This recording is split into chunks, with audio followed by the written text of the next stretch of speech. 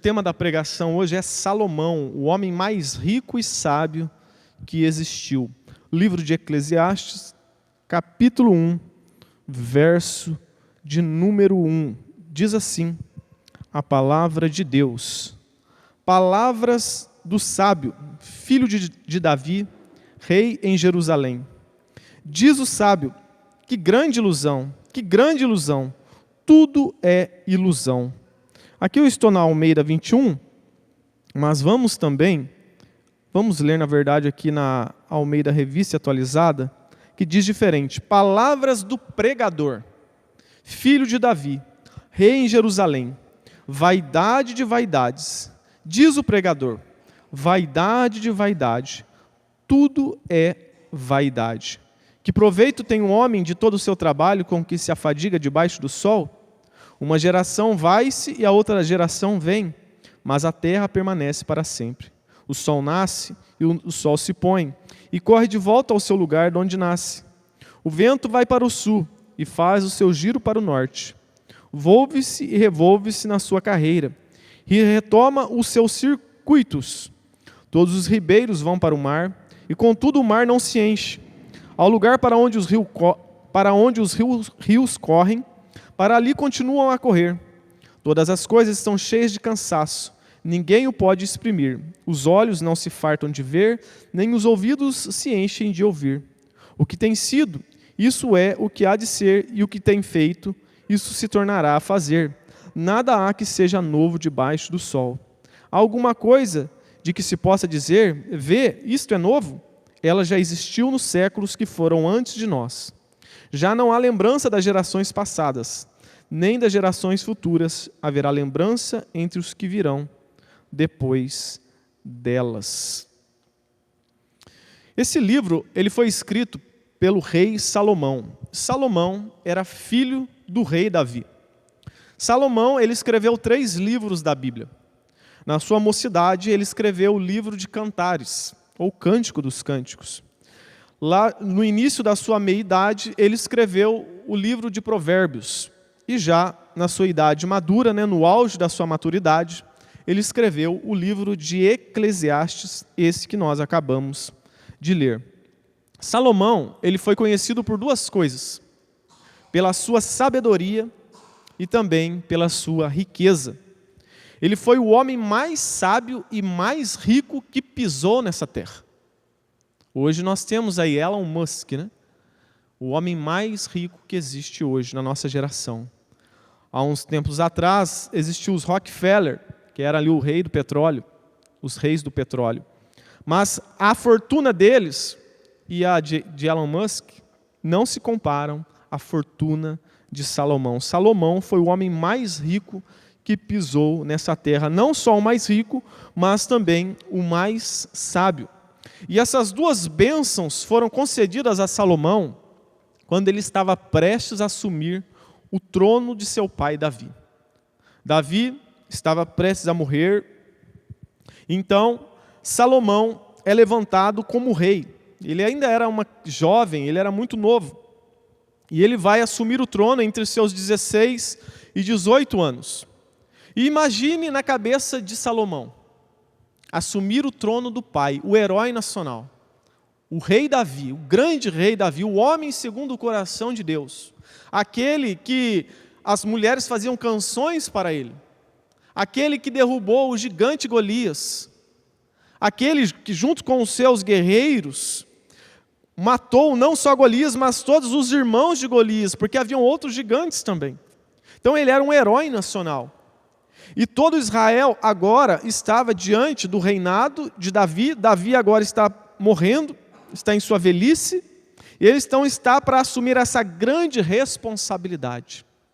E aí, Salomão, diante desse desafio, ele recebe a visita de Deus. E Deus diz para ele: Salomão, faça um pedido. E o que você pedir, eu irei conceder. E aí então, Salomão, ele, ao invés de pedir longa vida, ter anos prósperos, ter riqueza, ter poder bélico, Salomão, ele faz um pedido que agrada a Deus. Ele pede por sabedoria. Olha o que diz lá em 1 Reis, no capítulo 3, verso 9. Dá ao teu servo entendimento para julgar o teu povo, para discernir com sabedoria entre o bem e o mal. Pois quem poderia julgar este povo tão numeroso? O Senhor se agradou de Salomão, de ter pedido tal coisa. Então Deus lhe disse, porque pedisse isso, e não pediste vida longa, nem riquezas, nem a vida de teus inimigos, mas pediste entendimento para discernires o que é justo, eu atenderei o teu pedido, e te darei sabedoria e entendimento, como nunca houve antes de ti, e depois de ti nunca haverá. Também te dou o que não pediste, riquezas e glória, de modo que durante tua vida não haverá rei igual a ti. Então Deus se agradou tanto do pedido de Salomão, que não lhe deu apenas sabedoria e entendimento, deu também riqueza e glória. Quando Salomão escreve o livro de Eclesiastes, ele tinha ali entre os seus 58 a 65 anos de idade. Ele já estava mais maduro. E no verso 1, ele começa dizendo, como que aqui Salomão se apresenta? Ele se apresenta como um pregador, porque ele era muito sábio, as pessoas iam até Salomão para ouvir os seus discursos. Pessoas vinham de longe, andavam quilômetros, e naquela época não existia avião. Era uma viagem longa, e todos que vinham diante de Salomão traziam presentes, ouro, prata e um monte de coisas. E para ouvir as palavras de Salomão, ele era muito sábio, ele era muito famoso.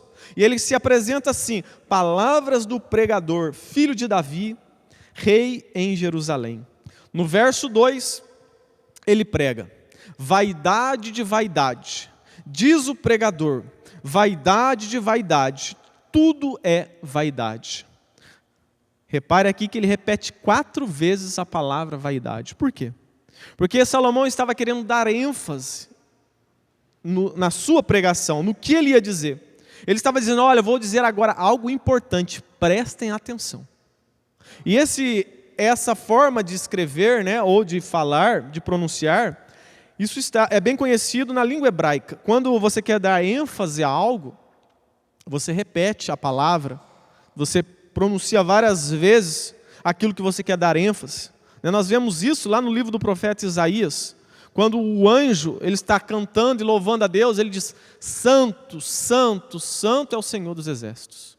Quando Jesus vai fazer uma repreensão ao povo de Israel, aos judeus, ele diz, Jerusalém, Jerusalém, que mata os profetas. Ele estava dando ênfase, e é assim que Salomão está fazendo aqui agora, ele está dando ênfase, olha, estou prestes a dizer algo muito importante. Prestem atenção. Salomão era um homem sábio, alguém que refletia sobre a vida. Nesse contexto, é como se alguém chegasse diante de Salomão, marcasse um dia e um horário para falar com Salomão e fizesse a pergunta, Salomão, o que é a vida? Qual o propósito da vida? E aí Salomão, com toda a sua sabedoria, lhe pegasse nos ombros e lhe chacoalhasse e dissesse, vaidade de vaidade, tudo é vaidade. Tudo é vaidade. Eu vivi anos, desfrutei de tudo, de todas as riquezas e dos prazeres desse mundo, de tudo que ele pode me oferecer, e eu digo a você, vaidade de vaidade, tudo é vaidade. O mundo, ele diz que para você ser feliz, você precisa ser rico, você precisa ter uma saúde boa, uma família bonita, ir nos melhores restaurantes, viajar para os melhores lugares do mundo, viver em prol dos seus prazeres. O mundo diz isso. Se isso fosse verdade, Salomão deveria ser o homem mais feliz do mundo.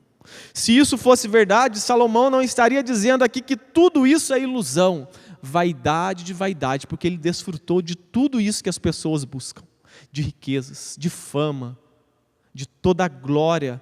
Ele vestiu as melhores roupas, ele comeu os melhores banquetes, desfrutou de todos os prazeres, construiu muitas coisas, plantou, fez de tudo. Vejamos então as riquezas de Salomão. Se você quiser abrir a sua Bíblia, lá em 1 Reis, no capítulo 10, eu vou estar falando alguns versículos dessa passagem. Diz assim no capítulo 10, no verso 14. E o peso do ouro que se trazia a Salomão cada ano era de 666 talentos de ouro. Todo ano, então, deveriam trazer a Salomão essa quantia. Ele recebia essa quantia, né? E sabe quanto que dá isso, transformando em toneladas e em reais? Eu fiz o cálculo. Hoje daria aí 25 toneladas de ouro. Todo ano, Salomão recebia, né, 25 toneladas de ouro. Isso convertido para o real dá 18 bilhões de reais. Todo ano acrescentava ao cofre de Salomão 18 bilhões de reais. Fora isso, existiam outros tributos que Salomão recebia. Ele recebia tributos, impostos e presentes dos reis e dos príncipes da terra. Lá em 1 Reis, no capítulo 10, verso 15, vai dizer: além do que entrava dos negociantes e do contrato dos especieiros e de todos os reis da Arábia e dos governadores da mesma terra. Então, além dos 18 bilhões, ele recebia, né, fazia negócio e ele aumentava o lucro dos seus bens. Isso chegava a quase dobrar o valor de 200 bilhões de reais. Toda a decoração do palácio de Salomão era de ouro. Imagine aqui, tudo de ouro. Olha o que diz lá no verso 16 ainda do capítulo 10. O rei Salomão fez também 200 escudos grandes de ouro batido, cada um com 600 siclos de ouro. Também fez 300 escudos de ouro batido, mandou fazer cada escudo de 3 minas de ouro. A guarda de Salomão, os soldados que ficavam perto dele, tinham esses escudos de ouro. Imagine, ouro puro. Então o rei os pôs no palácio do bosque do Líbano. O rei fez ainda um grande trono de marfim e o revestiu de ouro puríssimo. O trono tinha 6 degraus e o seu encosto era redondo no alto. Dos 2 lados havia braços juntos ao assento e 2 leões em pé. Haviam 2 leões perto do trono do rei Salomão, de ouro, 6 degraus. Havia 6 degraus, havia 12 leões, 2 leões em cada degrau. 6 leões, um em cada extremidade de cada degrau. Nunca se havia feito nada igual em reino algum. Imagine a glória do trono do rei Salomão. Ele foi, como eu disse, o homem mais rico que já pisou nessa terra. Mais rico que os Rockefeller, mais rico que o Elon Musk. O Elon Musk hoje ele tem uma fortuna aproximada de 500 bilhões de dólares. Esses dias ele bateu esse recorde, 500 bilhões de dólares. Mas isso não se compara àquilo que Salomão teve em vida.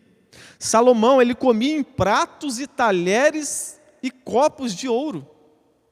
No verso 21 vai dizer: além disso, todas as taças de beber do rei Salomão eram de ouro, e todas as taças do palácio do bosque do Líbano eram de ouro puro. Não havia nenhuma de prata, porque nos dias de Salomão a prata não tinha valor nenhum. Olha ao ponto que chegou.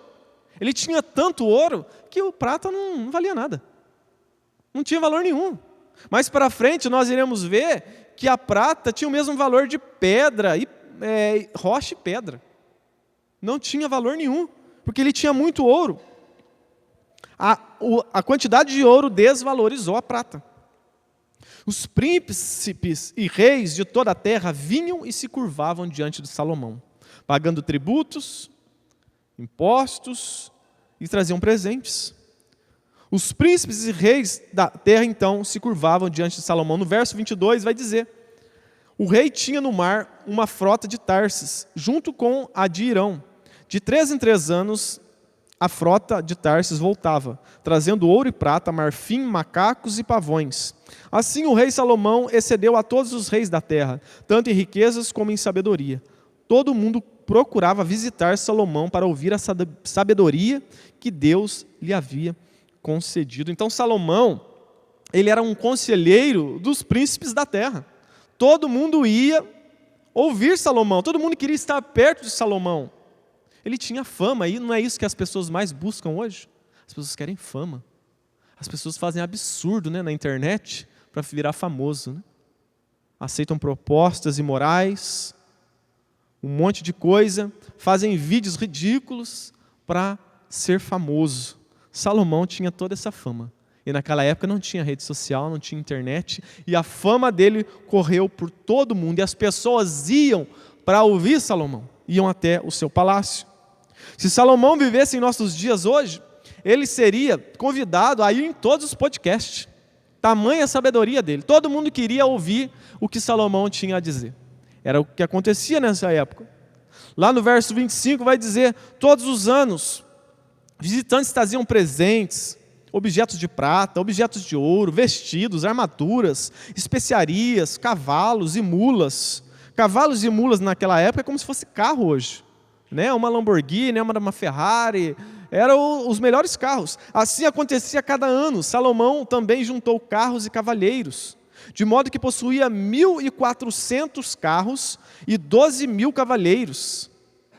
Olha o tanto de carro que ele tinha. Como eu disse, o carro da época. Tinha todo tipo de carro, ele tinha uma concessionária. E ele vendia isso para outras pessoas. O rei tornou a prata tão comum em Jerusalém quanto as pedras e os cedros, quanto os sicômoros das campinas. Os cavalos de Salomão eram trazidos do Egito e de Coa. Os comerciantes do rei os recebiam de Coa por preço determinado. Ele importava do Egito um carro por 600 ciclos de prata e um cavalo por 150. E assim, por intermédio desses comerciantes, eram exportados para todos os reis dos heteus e para os reis da Síria. Ele fazia negócio. Ele tinha uma concessionária só de carro de luxo.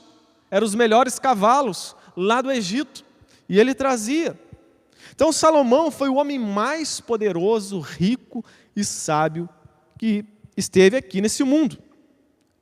Depois de Jesus, né? Não estou colocando Jesus nessa conta. Salomão foi sucessor de seu pai, o rei Davi. Salomão tinha também uma descendência real.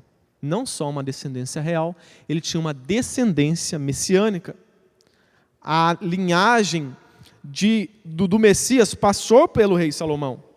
Salomão era tão conhecido que uma rainha chamada Sabá, viajou 1.700 quilômetros para ouvir a sabedoria de Salomão. Ela ficou encantada. Viajou 1.700 quilômetros e naquela época, como eu disse, não tinha avião, não tinha carro. Era de cavalo, o trajeto mais rápido seria de cavalo. 1.700 quilômetros. Então todo mundo queria estar perto de Salomão. Vamos ver agora um pouco da vida amorosa de Salomão. Nós vimos aqui a fama de Salomão, a fama, o seu poder, a sua riqueza, mas vamos ver aqui também a vida amorosa. O rei Salomão amou muitas mulheres estrangeiras, além da filha do faraó, moabitas, amonitas, edomitas, sidônias e etéias, das nações sobre os quais o Senhor tinha dito aos israelitas. Aí começa a queda de Salomão. Não vos mistureis com elas, nem elas convosco, porque desviarão o vosso coração para seguir os seus deuses. Mas Salomão se apegou a elas apaixonadamente.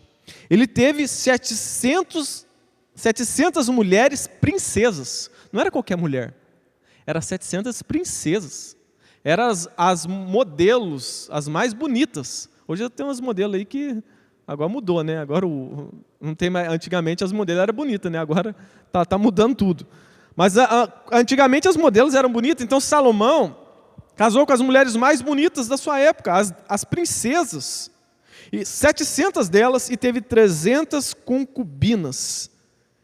E o texto diz que as mulheres desviaram o seu coração, né? Aqui foi aonde começou a queda. Salomão então teve 1.000 mulheres. Ele casou-se com todo tipo de mulher. Branca, negra, parda, alta, baixa, mais nova, mais velha. Todo tipo de mulher. Salomão casou-se. Se Salomão ele fosse para a casa de uma esposa a cada dia, duraria 2 anos e 9 meses para ele reencontrar a mesma esposa. Tamanha quantidade de mulheres que ele se casou. Lá em 1 Reis, no capítulo 4, verso 21, vai dizer: E dominava Salomão sobre todos os reinos, desde o rio até a terra dos filisteus e até o termo do Egito. Eles pagavam tributo e serviam a Salomão todos os dias da sua vida. Então, Salomão, em sua trajetória, teve todas essas conquistas, desfrutou de todos esses prazeres, teve tudo o que muitas pessoas buscam hoje, e teve fartura.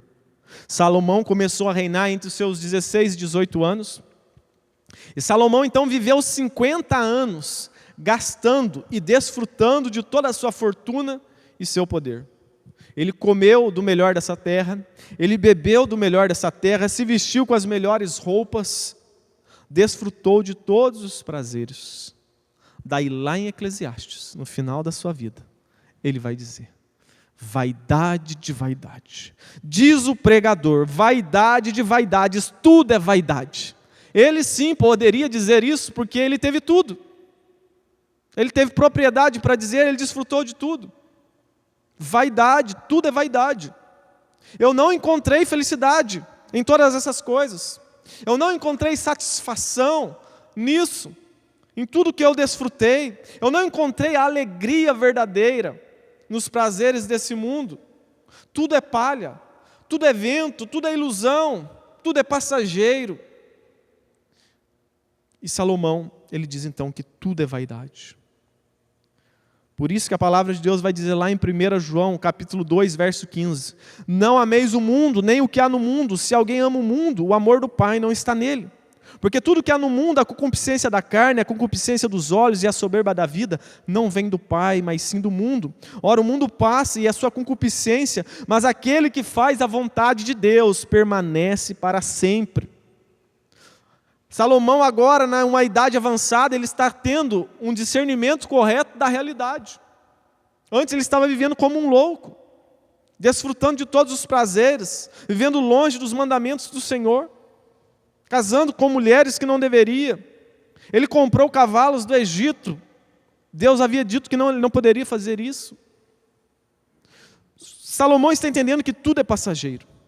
Que proveito tem o homem, diz lá no verso 3 e 4, ainda de Eclesiastes, de todo o seu trabalho com que se afadiga debaixo do sol, uma geração vai e outra geração vem, mas a terra permanece para sempre. Quantos estadistas, quantos filósofos, quantas pessoas famosas passaram por essa terra e hoje ninguém se lembra mais. Tudo passa. Ayrton Senna, a nova geração nem sabe quem foi Ayrton Senna. Mas eu lembro que todo domingo você ouvia falar de Ayrton Senna, um dos homens mais famosos do mundo. Quem foi Ayrton Senna? O mundo passa, as pessoas passam, os filósofos. Tudo passa, tudo é passageiro. Todas as coisas resultam em canseira, o que diz Salomão, ninguém consegue explicá-las. Os olhos não se cansam de ver, nem os ouvidos de ouvir. Nós toda hora queremos ver coisas novas, né? Toda hora queremos ouvir coisas novas. Nós somos assim. Já não há lembrança das gerações passadas, nem haverá lembrança das gerações futuras, entre os que viram depois delas, né? Ela está lá no verso 11 também. Então, tudo passa. Arcelino Popó Freitas, né? Na minha época, ele ganhava tudo, né? Se aposentou, tem feito umas lutas aí, né? Com as pessoas da idade dele, mas muitos jovens não conhecem. A sua glória passou. Quantos jogadores de futebol famosos que morreram e ninguém sabe, nem se lembram mais. Quantos jogadores de futebol caíram nas drogas, se mataram, né? Eles achavam que o sentido da vida era ser famoso e se perderam, ninguém se lembra, talvez não teve nem um funeral. Salomão está querendo mostrar a tolice e a futilidade da vida. Somos como um vapor que logo deixaremos de existir. Salomão teve tudo o que muitos de nós queríamos. Muitos brigam e se matam para conquistar aquilo que Salomão teve em fartura. E Salomão está dizendo: vaidade, vaidade, vaidade. Eu corri, eu fiz tudo, eu conquistei tudo, mas eu não encontrei satisfação verdadeira. Lá no capítulo 2 e no verso 3 ele vai dizer: olha o que ele fez, a loucura que Salomão fez. Resolvi no íntimo, ou no meu coração, entregar o corpo aos efeitos do vinho e deixar-me levar pela insensatez, sem deixar de guiar-me pela sabedoria. Eu queria saber o que vale a pena fazer debaixo do céu, nos poucos dias da vida humana.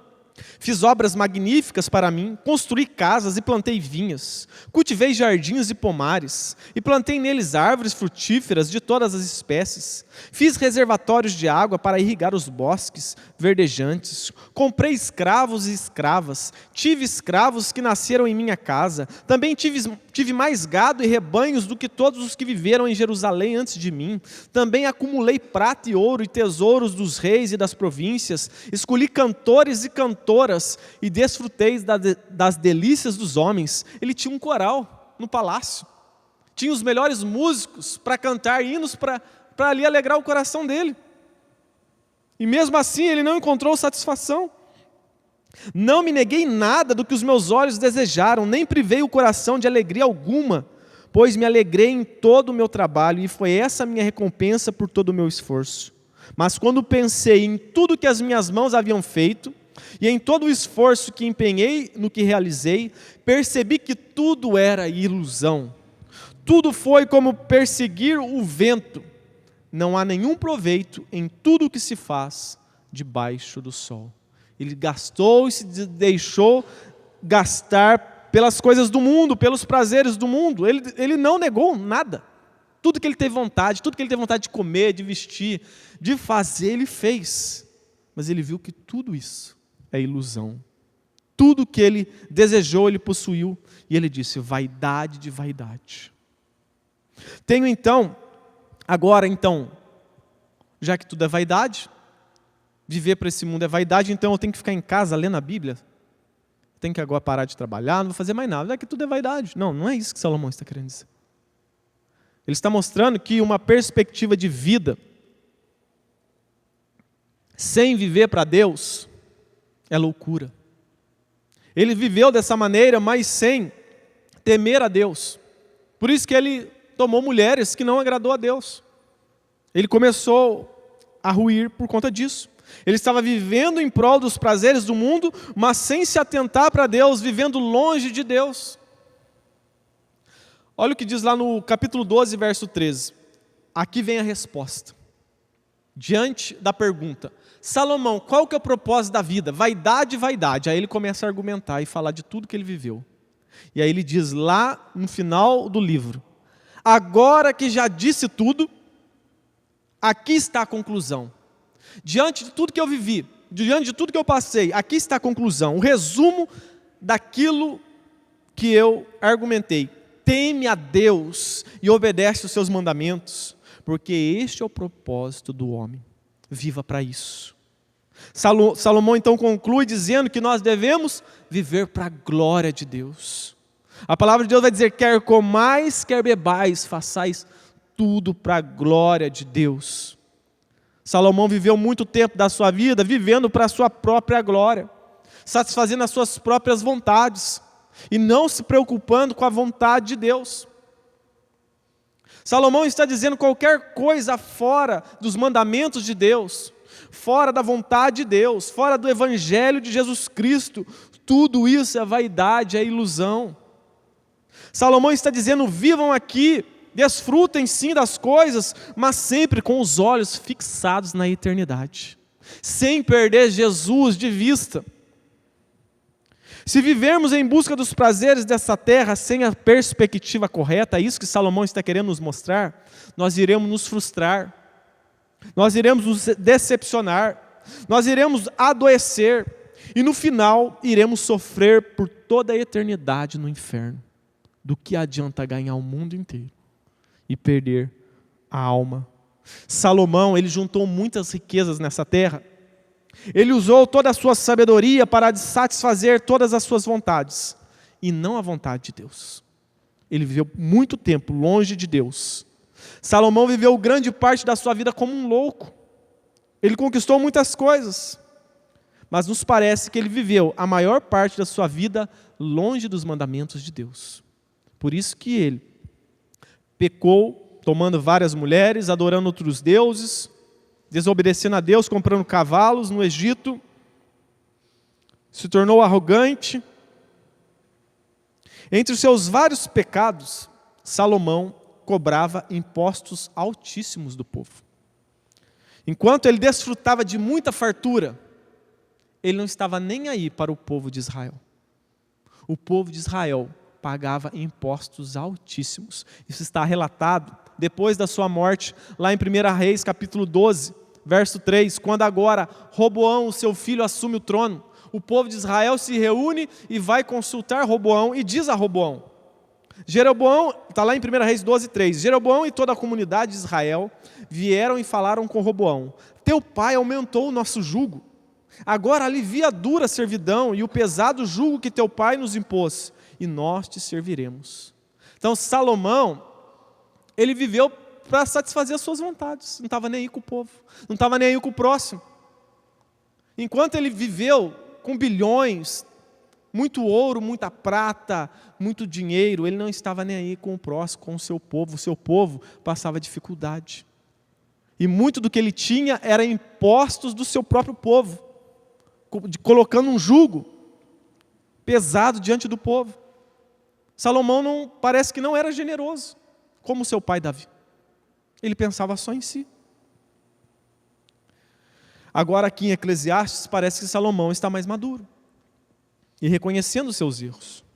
Talvez ele percebeu que o melhor de que juntar riquezas nessa terra é juntar tesouros no céu. Salomão juntou muito tesouro.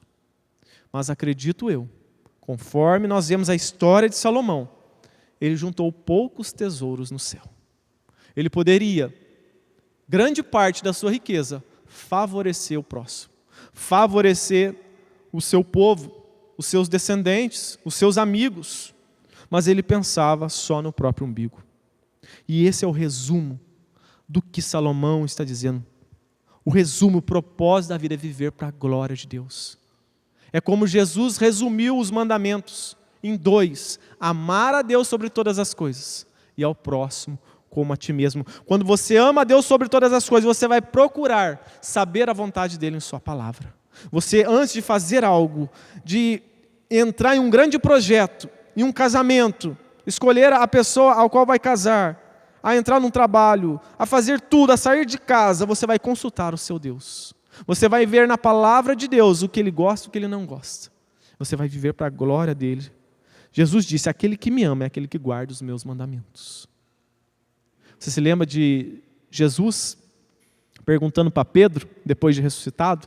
Pedro havia negado Jesus 3 vezes. Jesus fez uma pergunta a Pedro, na verdade 3, né? Pedro, tu me amas? Senhor, tu sabes que eu te amo. Então cuida das minhas ovelhas, cuida do próximo. Pedro, tu me amas? Senhor, eu te amo muito. Então cuida das minhas ovelhas, ame o próximo. Pedro, tu me amas? Senhor. Aí ele se entristeceu pela 3ª vez. E Jesus diz, cuida das minhas ovelhas, pastoreia as minhas ovelhas. Ou seja, já que você me ama, você quer provar que me ama mesmo, Pedro? Então ame também o próximo. Viva para a glória de Deus, viva em prol do próximo. E foi talvez o erro de Salomão que pensou só em si.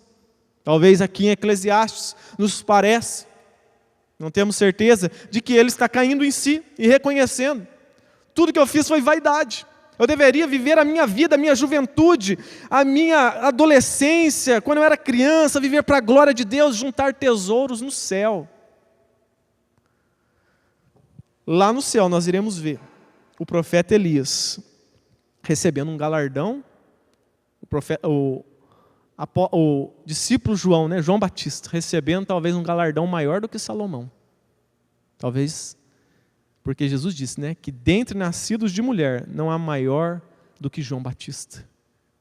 No céu ele é maior do que o rei Salomão. Então talvez aqui no final da vida ele reconheceu isso. Por isso que 1 Coríntios 10, 31 vai dizer, portanto quer comais, quer bebais, ou façais qualquer outra coisa, fazei tudo para a glória de Deus. Efésios 5, 15 vai dizer, portanto vede prudentemente como andais, não como necios, e sim como sábios, remindo o tempo, porque os dias são maus. Eclesiastes 2, 14, Salomão termina, porque Deus há de trazer o juízo a toda a terra, e a tudo o que é encoberto, quer seja bom, quer seja mal. Que eu e você possamos dar ouvidos a essa sabedoria de Salomão. O fim principal do homem, o propósito de vida do homem é: tema a Deus e obedeça os seus mandamentos. Viva para a glória de Deus. Nem todo mundo foi chamado para ser pastor, para ser um evangelista, para ser um missionário. Mas a Bíblia diz que todos são chamados para viver para a glória dele, para louvar o nome dele enquanto viver. Se você é, talvez, um motorista, seja o melhor motorista no seu trabalho. Seja para a glória de Deus. Você é um professor, seja o melhor professor, para a glória de Deus. Você é um empresário, seja o melhor empresário. Faça o melhor para a glória de Deus, para abençoar o próximo, para abençoar as pessoas. Seja justo, não caia nas loucuras desse mundo, não caia nos desejos carnais desse mundo. Viva para a glória de Deus. E você vai desfrutar da boa, perfeita e agradável vontade do Senhor. Para isso você precisa primeiro reconhecer os seus pecados. Reconhecer que você é um pecador, que você por si só não pode viver para a glória de Deus. Você precisa de Jesus Cristo. Se você ainda não se arrependeu dos seus pecados, se arrependa hoje. Confesse Cristo como Senhor.